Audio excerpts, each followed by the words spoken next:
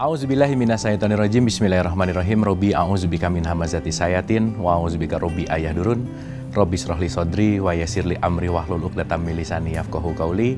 Assalamualaikum warahmatullahi wabarakatuh. Salam sejahtera untuk kita semua. Rahayu, namaste, om swastiastu, namo buddhaya. Salam kebajikan dan sehat untuk kita semua. Selamat datang di Tabula Rasa, tempat kita sama-sama belajar, membuka pikiran, membuka hati, menyelami kehidupan, belajar menikmati kehidupan, dan kita sama-sama murid yang selalu untuk membuka pikiran dan hati untuk mendapatkan pengetahuan. Seperti biasa kita akan sama-sama belajar, dan sebelum kita mulai, ada baiknya kita hening dulu sejenak untuk menghadirkan diri kita utuh di sini saat ini. Karena ketika kita hadir utuh di sini saat ini, kita akan benar-benar terbuka hatinya, pikirannya tidak terlalu sibuk, dan disitulah pintu hikmah akan dibukakan. Mari kita hening sejenak, hening dipersilahkan.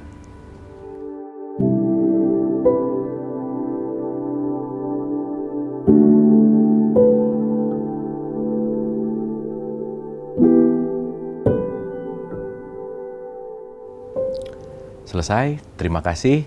Semoga kita sudah ada di halaman yang sama. Dan saya tidak bosan mengingatkan bahwa saya bicara di sini bukan mau menceramahi, bukan mau mentausiahi, bukan mau mengajari, apalagi merasa paling benar, tetapi kita sama-sama belajar untuk bertafakur, untuk berkontemplasi, dan mudah-mudahan tayangan ini ada manfaat untuk kesadaran kita. Kita akan lanjutkan pembahasan kita. Kita sudah bahas tentang syahadat, dan hari ini kita akan berbicara tentang la ilaha illallah, karena berkaitan dengan syahadat. Baik, kita sudah bahas bahwa syahadat bukan hanya dibunyikan, bahwa sesuatu yang bunyi itu pada esensinya adalah sesuatu yang dialami dulu, baru disampaikan. Yang artinya, segala sesuatu yang disampaikan itu adalah sesuatu hasil dari apa yang kita alami langsung. Karena begitu kita hanya menyampaikan sesuatu apa yang kata orang, kita hanya menyampaikan pengetahuan, tapi bukan menyampaikan pengalaman. Pada dasarnya, dalam konteks hidup, yang paling esensial itu bukan katanya, tetapi apa yang dialami. Apa yang benar-benar kita rasakan langsung. Karena pengalaman itu akan menjadi guru yang terbaik, dan itu yang paling realitas di dalam kehidupan kita. Mungkin kita sering mendengar kata-kata tauhid ini yang disebut dengan kata-kata la ilaha illallah. Lagi-lagi, ini bukan sesuatu yang hanya untuk diucapkan ulang-ulang. Bukan sesuatu yang hanya dibacakan ulang-ulang. Pun ketika ini dibacakan ulang-ulang itu bagus sekali. Tetapi kalau dibacakan tanpa sebuah kesadaran, yaitu kembali lagi itu hanya akan menjadi bunyi. Gitu ya. Dan kalau itu hanya menjadi bunyi, ya sayang. Karena kenapa? Pada dasarnya dan pada esensinya, la ilaha illallah itu adalah spirit sebetulnya. Semangat sebetulnya. Dan ini akan menjadi kunci hidup sebetulnya. Begitu kita menguasai kuncinya, maka kita akan banyak bisa membuka pintu-pintu kesempatan dalam kehidupan, pintu-pintu keberkahan, dan tentu saja pintu-pintu hikmah di dalam kehidupan kita. Dalam konteks la ilaha, itu artinya kan sebetulnya tidak ada ilah. Gitu ya. Berarti di situ ada kata-kata ilah, dan di situ ada kata-kata juga Allah, gitu kira-kira. Berarti dalam konsep di sini yang harus kita sadari adalah tidak ada ilah selain Allah. Nah, kita akan jabarkan ini dalam kesadaran yang lebih dalam untuk kita aplikasikan dalam perspektif tertentu, dalam sudut pandang yang agak lebih dalam. Konteks ilah ini diartikan dengan kata-kata Tuhan. Tetapi yang harus kita sadari lagi, apa sih makna atau definisi dari Tuhan? Tuhan itu artinya adalah sesuatu yang mendominasi diri kita. Ya, makanya nanti tidak ada Tuhan, tidak ada yang mendominasi diri kita kecuali Allah. Sebagai contoh, kalau saat ini yang didominasi dalam pikiran kita adalah profit, uang, jabatan, kekayaan, materi, secara tidak langsung saya sedang menuhankan selain Allah. Karena boleh jadi saya menuhankan uang saya, menuhankan jabatan saya, dan seterusnya. Dan begitu kita mendominasi kepada sesuatu yang selain daripada Allah, di situ kita akan mengalami kesempitan dalam hidup, udah pasti. Kenapa? Karena begitu kita dalam tanda petik melekat selain kepada Allah, di situ akan membuat kita tidak bisa menjadi manusia yang bebas. Tidak bisa membuat kita menjadi manusia yang lepas. Tidak bisa membuat kita menjadi manusia yang bisa bersyukur dalam kehidupan. Nah, sebagai contoh, Tidak ada ilah, tidak ada Tuhan, tidak ada yang mendominasi. Oke ya, kalimatnya kita garis bawahi, yaitu mendominasi. Selain Allah itu sendiri. Nah, untuk memaknai Allah ini agak lebih dalam dan realitas dalam keseharian, mari kita sadari bahwa Allah itu dalam satu perspektif datang dari kata laha, yaitu artinya permulaan. Konteks di sini, ini juga bisa diartikan sebagai suatu yang namanya realitas. Yang dimana realitas itu apa yang terjadi pada diri kita. Realitas itu apa yang benar-benar terjadi saat ini. Inilah yang disebut dengan yang namanya realitas. Sang realitas itu adalah sang keberadaan seapa adanya yang terjadi dalam kehidupan kita. Maka sempat kita bahas bahwa ada ilusi, ada fitrah, ada sesuatu yang tidak atau keluar dari realitas. Itu yang disebut dengan yang namanya konteks di mana Allah adalah sang realitas. Kalau tidak ada Tuhan atau tidak ada yang mendominasi kecuali kita kembali kepada sang realitas, kita akan memaknai ini lebih esensial agar kita bisa praktekkan dalam kehidupan kita sehari-hari. Oke, saya kasih contoh dulu sedikit.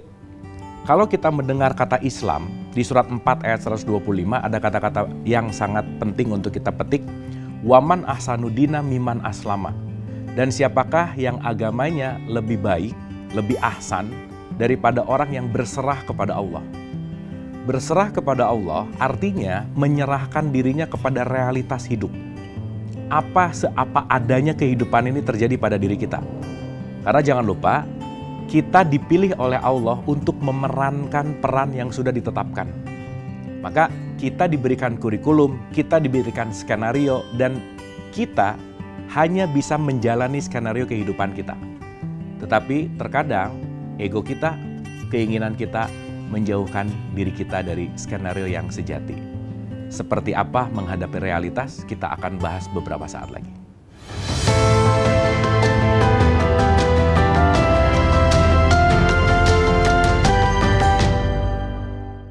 Masih bersama saya Bu Marlo, mari kita lanjutkan pembelajaran. Oke, berarti kita sudah mengenal dan menyadari ada yang mendominasi dan ada yang namanya realitas. Contoh, Islam menurut surat 4 ayat 125 tadi adalah bersimpuh kepada Allah, artinya tunduk kepada realitas. Ya, agar lebih mudah saya kasih contoh yang simple aja. Saya, si Abu misalkan, punya ekspektasi untuk melakukan bisnis. Ekspektasinya itu adalah mendapatkan hasil 100, katakanlah begitu. Berarti itu adalah ekspektasi saya, keinginan saya, mau-mau saya, gitu kira-kira. Maka begitu saya mengerjakan, saya berproses, pasti saya akan mendapatkan hasil. Tapi menariknya, hasil tidak selalu sesuai dengan ekspektasi. Bahkan kebanyakan hasil itu di bawah ekspektasi gitu. Maka kebanyakan orang akan kecewa. Kenapa? Karena jangan-jangan bukan masalah hasilnya, karena jangan-jangan emang ekspektasinya aja yang terlalu tinggi gitu. Maka ketika kita mematok ekspektasi yang tinggi, siap-siap kekecewaan akan datang kepada hidup itu lebih sering. Nah, saya kasih contoh nih. Ketika saya berusaha dengan ekspektasi saya yang 100, hasilnya ternyata secara realitas, itu hasilnya ternyata cuma 50. Jelas dong, ekspektasinya 100, tapi hasilnya adalah 50. Kira-kira apa yang akan saya rasakan ketika saya menuhankan ekspektasi saya? Ketika saya tetap menginginkan bahwa hasilnya tuh harus 100. Begitu ego saya menarik di keinginan saya untuk mendapatkan 100, saya akan mengatakan bahwa usaha ini adalah gagal. Usaha ini adalah tidak berhasil. Bahkan boleh jadi ini akan berburuk sangka kepada Allah bahwa Allah tidak mengabulkan doa saya atau tidak mendengar doa saya. Yang akhirnya saya akan hidup dengan penuh kekecewaan dan mungkin frustasi, dan bisa jadi saya akan stres, depresi, dan seterusnya gitu. Karena apa? Karena jangan-jangan saya tidak berla ilaha illallah. Jangan-jangan saya tidak sedang menjadi Islam. Kenapa demikian? Ketika ekspektasi saya 100 dan realitasnya adalah 50, seseorang yang memiliki sifat Islam dia akan selalu menerima realitas dalam hidupnya. Artinya apa?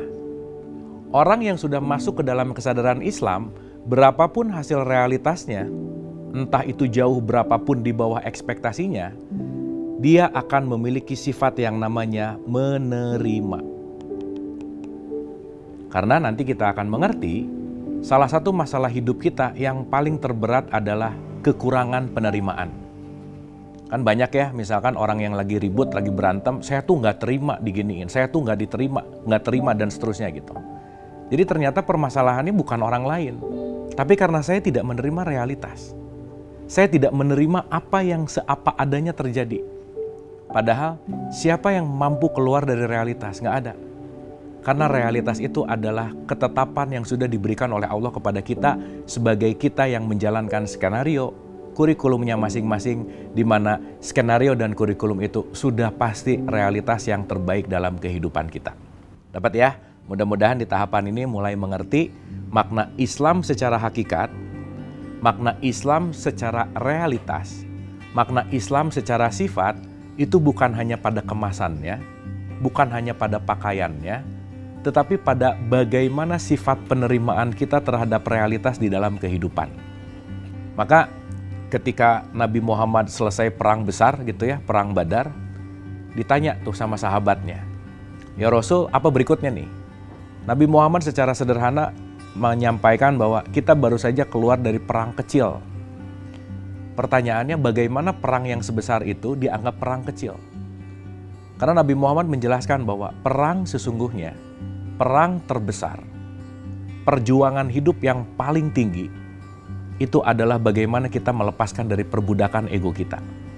Karena sejatinya, musuh sejati itu bukan orang lain, bukan pihak eksternal, tetapi justru ego kita, nafsu kita, keinginan kita, ekspektasi kita, yang membuat kita tidak selaras dengan realitas.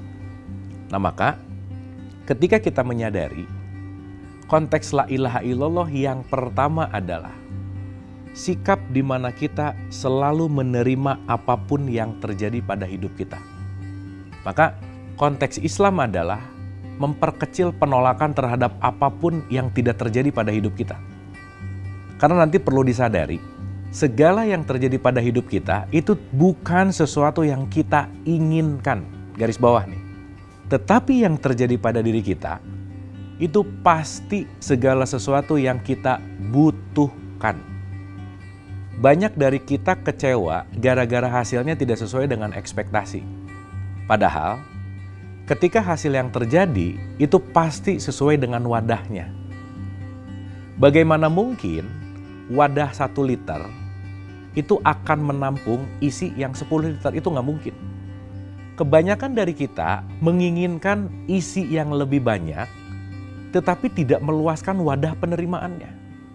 Tidak melapangkan dirinya. Sehingga berkutat di keinginan, di ego, di mau-mau, menggapai, mencapai. Tapi lupa, segimanapun keinginan kita kalau wadahnya tidak diperbesar, wadahnya tidak dibikin lebih luas lagi, maka yang akan datang kepada diri kita, ya hasilnya tidak akan jauh berubah, tidak akan jauh berbeda gitu. Mari kita mulai sadari kesadaran Islam ini bukan dalam ranah tatanan ritual misalkan. Bukan dalam ranah tatanan identitas gitu. Bukan hanya saya yang berKTP Islam, saya yang memiliki tampilan Islam, tetapi mulai lebih masuk ke dalam kesadaran bahwa apakah saya pandai dalam menerima realitas? Apakah saya pandai dalam melepaskan semua kemelekatan-kemelekatan yang mungkin itu yang akan membuat hidup kita menjadi susah dan sangat-sangat tidak bisa menikmati hidup. Bahwa nanti pada ujungnya, Islam itu adalah membebaskan. La ilaha illallah ini adalah kalimat pembebasan diri kita. Membebaskan dari hal yang paling esensial. Membebaskan diri dari ego dan emosi kita. Bagaimana membebaskan itu? Mari kita bahas beberapa saat lagi.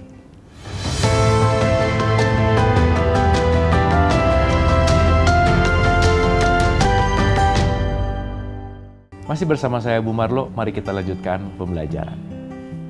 La ilaha illallah bukan ucapan, bukan kata-kata yang diulang-ulang, tetapi selalu belajar membebaskan diri dari belenggu diri. Nah, kita kembali, kita dalami lagi, kita selami lagi, kita resapi lagi, dan mudah-mudahan ini tidak hanya menjadi ilmu, pengetahuan, tapi mari kita aplikasikan ini dalam keseharian kita.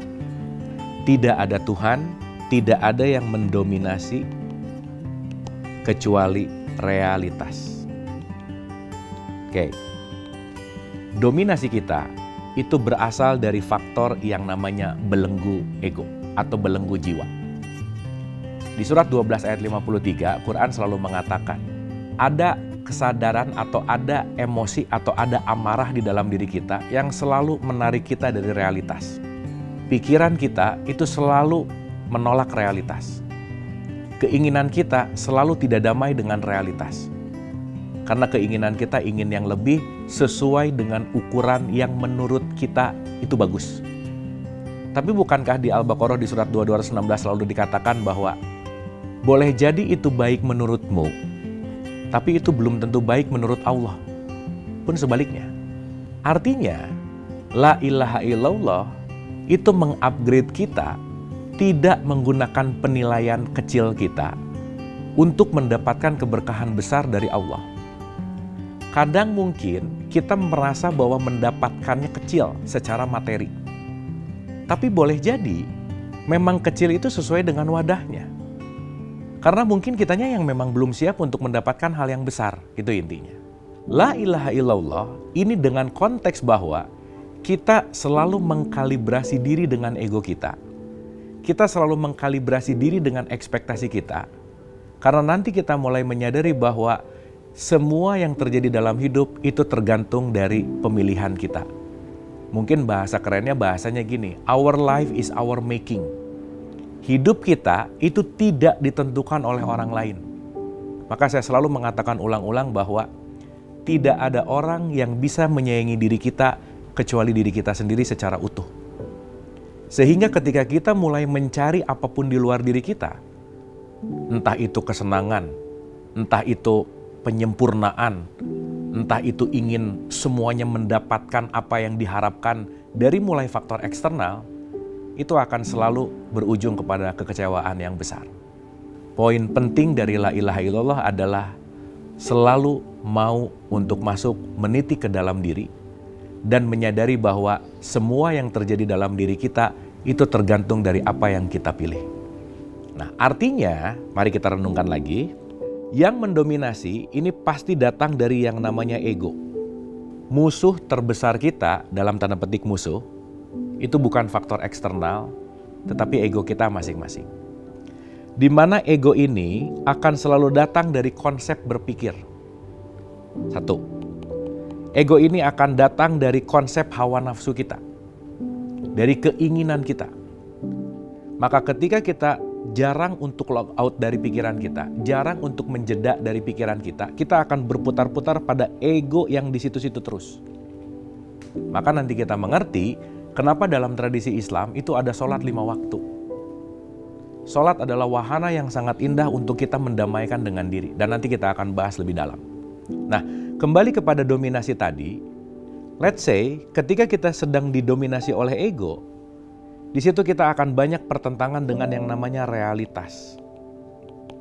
Artinya, la ilaha illallah, tidak ada sesuatu yang mendominasi yang seharusnya kita selaraskan dengan apapun realitas yang terjadi. Berarti antara jembatan ego dan realitas, saya ulang lagi, inilah yang disebut dengan yang namanya penerimaan total. Dan penerimaan total inilah yang sering disebut dengan sifat yang namanya Islam. Maka di surat 3 ayat 19 ini ada ayat yang sangat menarik nih. Inna dina indallahil Islam. Ini kalau kita dengar sekilas tanpa perenungan yang dalam, ini seakan-akan berbicara tentang identitas gitu. Dan bahayanya kalau kita merasa bahwa Islam itu hanya identitas, kita udah merasa yang paling baik, padahal kita belum masuk kepada sifat Islam yang sesungguhnya. Karena mohon maaf, dalam pandangan Allah, itu bukan urusan hanya di identitas, bukan urusan hanya di KTP-nya. bukan urusan hanya di dalam penamaan, bukan. Tapi dalam konteks sifatnya. Karena dalam hidup, kita akan benar-benar belajar dalam sifat kita, perbaikan sifat, perbaikan perilaku, karena konteks baik buruk di hadapan Allah itu tidak terletak pada kemasan, tapi pada perilakunya. Kenapa sih konteksnya rahmatan lil alamin? Menjadi rahmat, menjadi kasih sayang, menyebarkan. Berarti kan la ilaha illallah juga harus dalam tanda petik ya, ini benar-benar terejawantahkan dalam perilaku kita sehari-hari. Maka Islam bukan hanya agama, tetapi Islam juga adalah bentuk kasih sayang kita kepada sesama. Bentuk bagaimana kita merawat alam semesta ini. Bentuk bagaimana kita juga menyelaraskan diri dengan realitas. Karena bagaimana kita akan berdamai dengan orang lain, sementara kita sulit berdamai dengan ego kita sendiri. Maka, mari mulai menyelami lebih dalam tentang Islam. Sekali lagi, dalam sudut pandang yang agak lebih dalam lagi, Islam artinya membebaskan. Membebaskan apa? Perbudakan. Diperbudak oleh apa? Oleh ego. Mungkin kita harus mulai merenung lebih dalam. Apakah hari ini saya sudah menjadi manusia yang bebas? Atau saya harus terus-menerus mengikuti keinginan? Terus-menerus mengikuti keharusan? Terus-menerus mengikuti hawa nafsu, yang itu semua dikontrol oleh faktor-faktor eksternal. Yang jangan-jangan kita setiap hari menjalankan kehidupan sebagai budak dunia. Kita ada di dalam perbudakan yang tanpa kita sadari. Kita diperbudak oleh kebiasaan kita. Kita diperbudak oleh sudut pandang kita yang sempit sehingga banyak menimbulkan konflik. Kita diperbudak oleh pemahaman-pemahaman yang sempit, yang boleh jadi banyak membuat kita jadi merendahkan orang lain. Oleh karena itu, marilah kembali kepada Islam yang sejati. Marilah kembali kepada la ilaha illallah yang sejati untuk melepaskan diri kita dari perbudakan, untuk menuju kepada rahmat bagi semesta alam. Terima kasih, semoga bermanfaat. Wabillahi taufiq wal hidayah. Assalamualaikum warahmatullahi wabarakatuh.